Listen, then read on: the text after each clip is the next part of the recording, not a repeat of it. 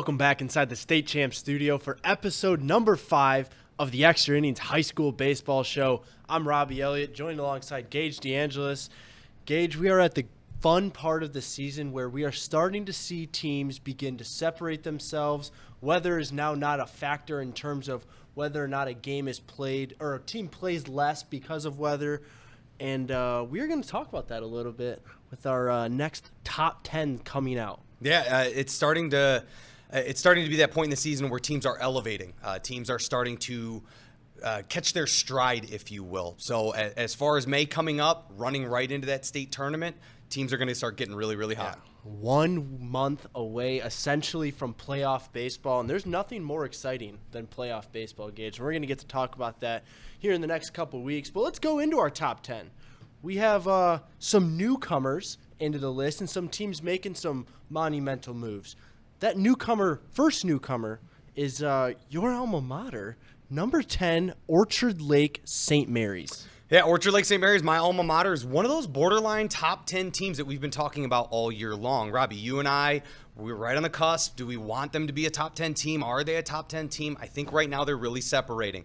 They actually just swept De La Salle in a doubleheader, which, again, gave them the nod to jump into top 10. The Brushevitz brothers are stars of the state, both committed to play at Notre Dame. You have Aiden Donovan. That's a name that doesn't get enough respect in the state, if you will, Robby. A handful of other players here. You've got brother of sophomore at Clemson, Jack Crichton, Luke Crichton, doing amazing work over there, and he's committed to play at Indiana, which is fantastic Big Ten baseball.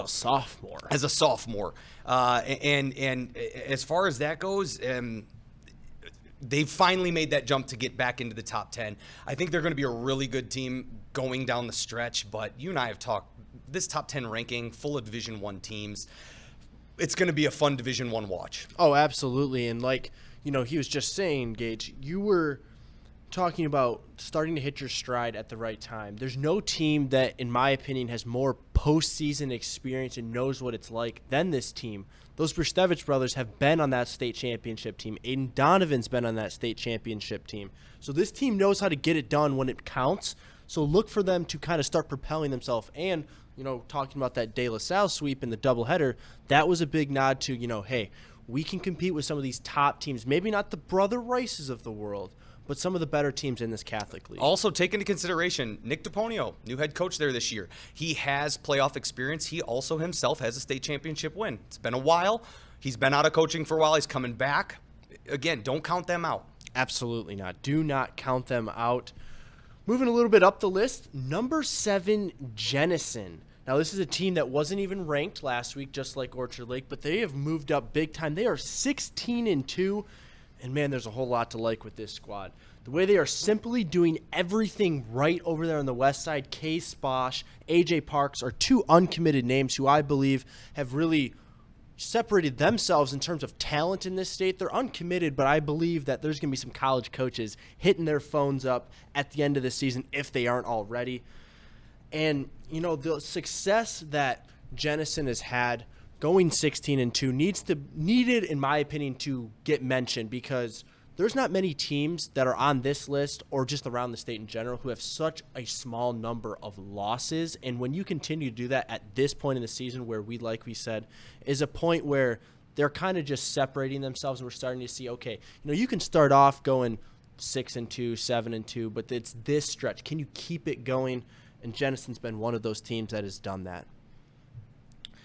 And, moving up the list a little bit more, heading into our top 5, a team that's been there all year, but we are starting to see really make a name for themselves, that being Flint Powers Catholic.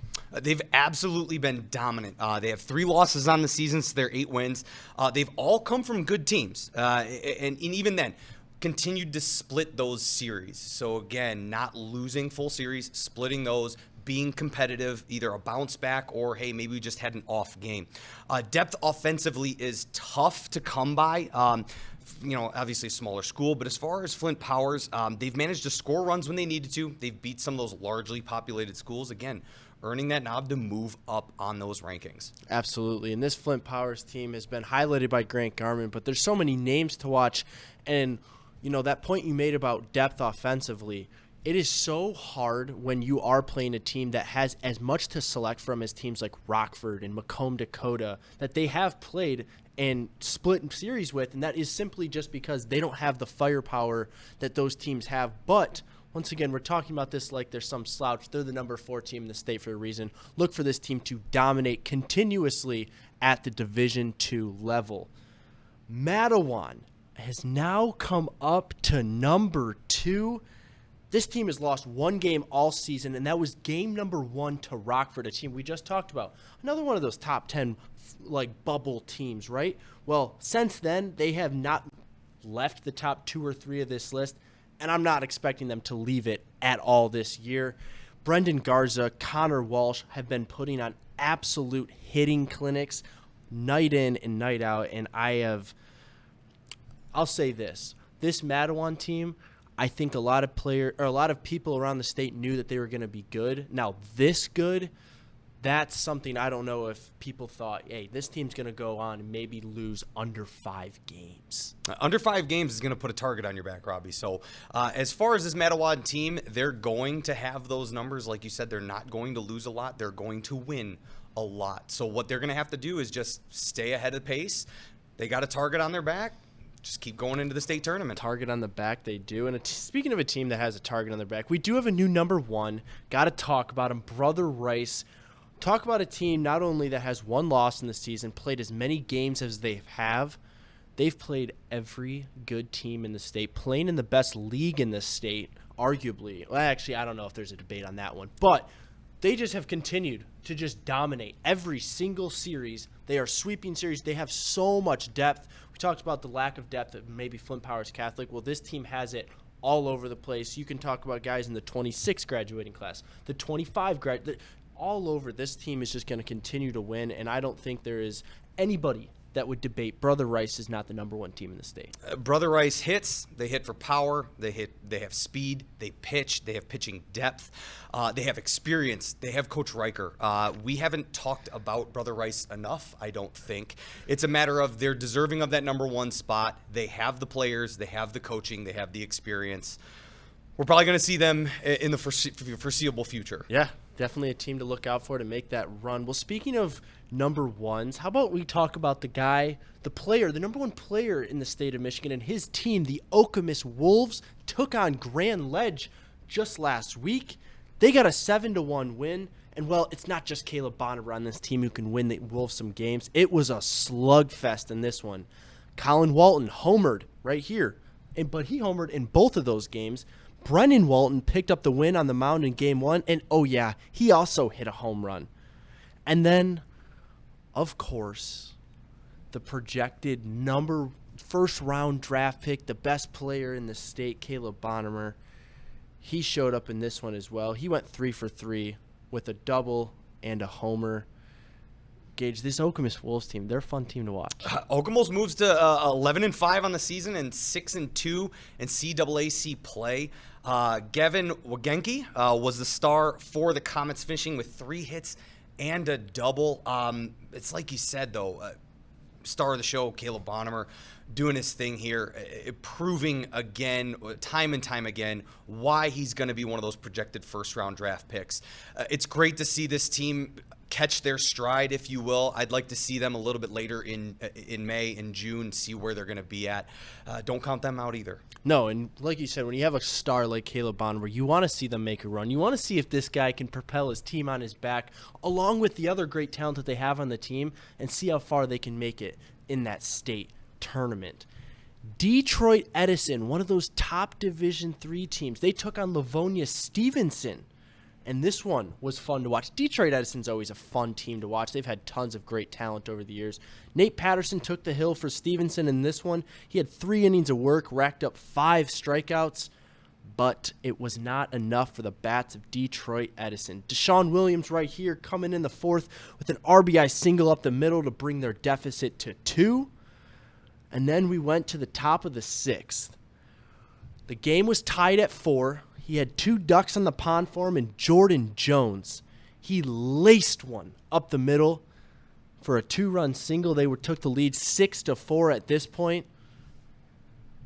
I mean, just a great piece of hitting right there. Timely hitting. That is a big pressure moment against a team that they really don't want to lose to.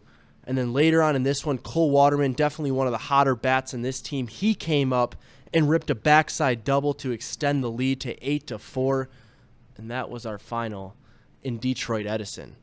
Detroit Edison, one of those top Division III teams, definitely got the tools to make a run at that D3 state title this year. Marwin Matthews, Western Michigan University commit. He also plays a huge role in this team's success. I'd love to see where they're going to be at Division III wise. But as we said, they are one of those top teams. Division III is one of those up for grabs this year, if you will. Absolutely. Elginak going to be another team that's going to give them a run. But I don't think that there's a team that has more just raw potential and firepower than Detroit Edison, and they've always been like that. We shall see if it is going to be their year.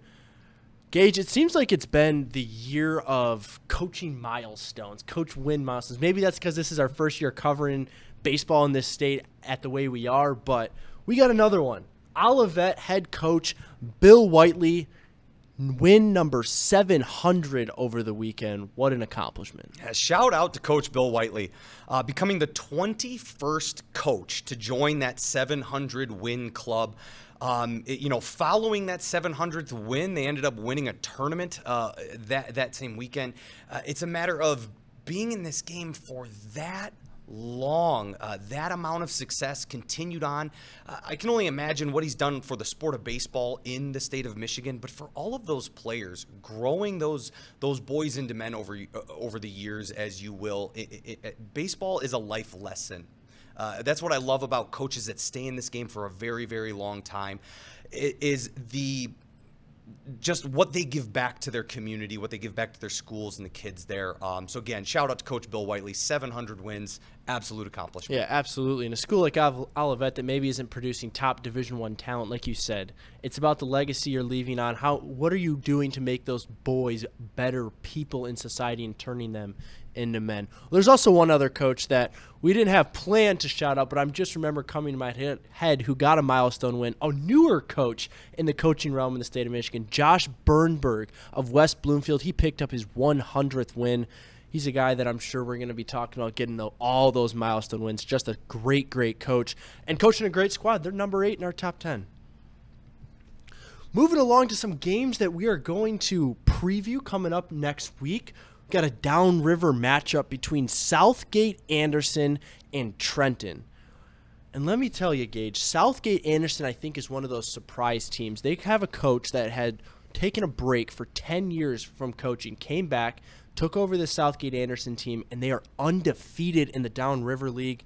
They're currently 11-2 overall. I mean, when you have beaten teams like Woodhaven, Allen Park, Trenton, New Boston Huron, that's the three-headed monster in Woodhaven, Allen Park, and Trenton in the Downriver League, and then New Boston Huron has been a really good team as well. Juan Lanes, Dylan Barrios, they're getting things done on the mound. Juan's batting .432 on the season when he's not on the mound. Thomas Lakowski, Rico Valdovinis, Memphis Davenport are all hitting over 400, and yeah, they aren't even upperclassmen. These kids are underclassmen, juniors, a couple juniors and a freshman in that list. Southgate Anderson is definitely one of those teams to watch, not only in the Downriver League, but all over the state of Michigan. And for Trenton coming into this one, as of right now, 12-4. They're coming off a huge, big win against Freeland. There's no bigger matchup right now than against these kind of league leaders. They're going to need big performance from guys like Caleb Kidd, Zach Hitchcock, and Josh Pippin.